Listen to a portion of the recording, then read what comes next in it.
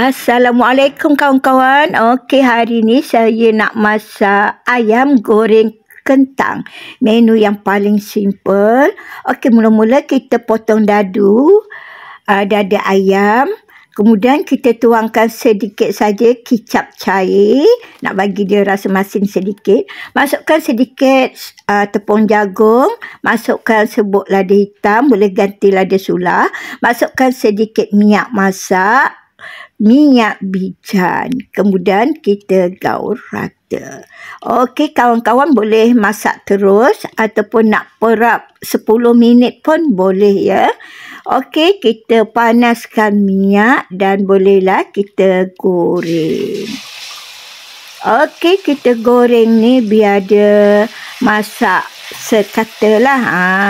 Cuma jangan terlampau garing. Tak sedap pula. Kemudian kita angkat dan kita goreng pula ubi kentang.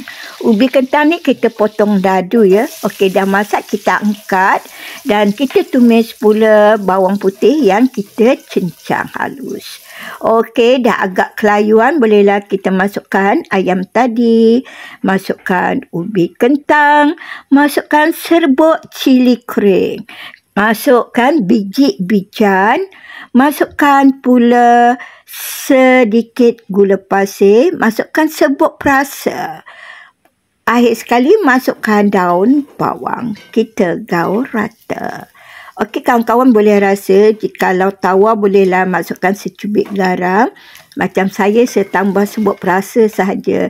Sebab ayam tadi kita dah gaulkan dengan kicap cair. Sebab kicap cair tu kan dia dah ada rasa masin-masin. Okey, menu simple kita dah siap. Dah bolehlah kita hidang. Okey, terima kasih kerana sudi menonton video ini. Jumpa lagi di video yang akan datang. Bye.